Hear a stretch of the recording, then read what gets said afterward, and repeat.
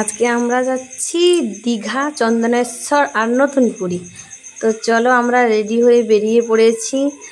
এই যে আমাকে কেমন লাগছে বলবে। আর এই গাড়িতে করে আমরা যাচ্ছি।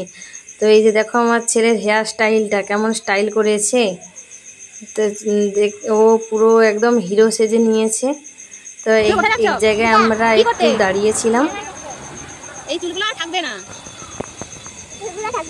থাকবে না।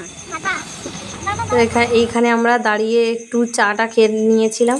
তো আমি ফাস্টিংয়ে ছিলাম, তাই আমি চা কিছু খাইনি, ওর বাবাও কিছু খাইনি। তো চলো আমরা প্রথমে যাব চন্দনেশ্বর, তারপর যাব দীঘা। তো এই যে দেখো দীঘার গেট। তো আমার ছেলের জন্য ভালো করে পুরোটা তুলতে পারিনি, ও চলে এসেছে দুষ্টুমি করে। তো এই যে দেখো আমরা চলে এসেছি চন্দনেশ্বর মন্দিরে।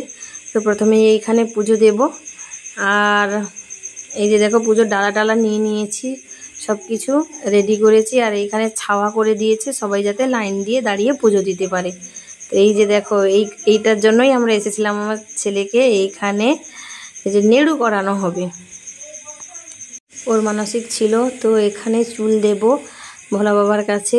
তো তাই আজকে চলে এসেছি। আর ও তো খুব কান্নাকাটি করছিল, নেড়ু হবে না বলে না, ওই যে এইখানে ওকে মানে চুলগুলো মুখে পড়ছিল, লাগছিল। আর এখানে নোংরা বলে ও স্নান করতে চাইছিল না।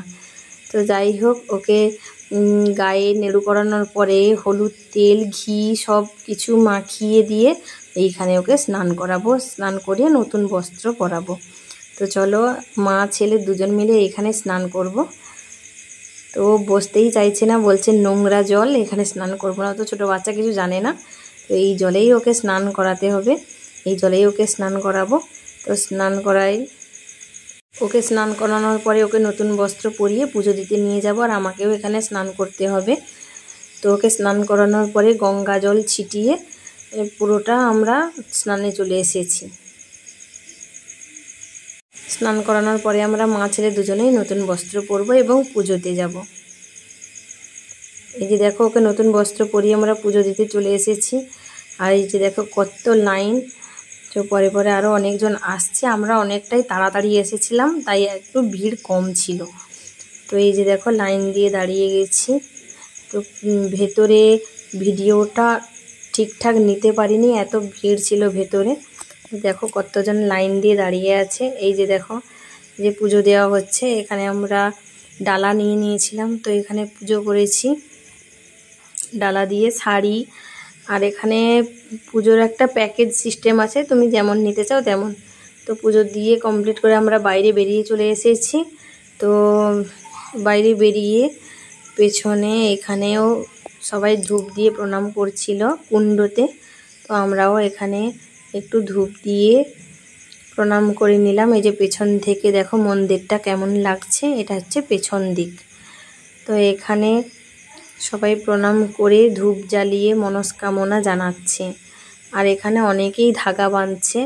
তো নেক্সট হচ্ছে নন্দী মহারাজ, এইখানে যে যার মনের কথা জানায়। তো মনের কথা এখানে জানালে ও গিয়ে সোজা ভোলে বাবার কাছে বলে দেয়। তো এখানের কাজ কমপ্লিট করে আমরা চলে গেলাম দীঘা। দেখো আমার ছেলেকে নেড়ু হয়ে কেমন লাগছে, ও তো খুব আনন্দ পাচ্ছে নেড়ু হয়ে। তো চলো টাটা করে এই যে প্রথমেই আমরা গিয়ে আইসক্রিম খেয়ে নিয়েছি দীঘায়, তারও কেনাকাটা করেছি অনেক কিছু। আর এই যে দেখো একটু ঢেউয়ে ঢেউয়ে ঘুরে নিচ্ছি, কারণ মোহনাতে খুব জল ছিল। তো পুলিশ সিকিউরিটি ছিল, কাউকে নামতে দিচ্ছিল না বেশি নিচে, এবং স্নানও করতে দিচ্ছিল না। তো ওখান থেকে আমরা বেরিয়ে পড়েছি, এবার যাব নতুন পুরী।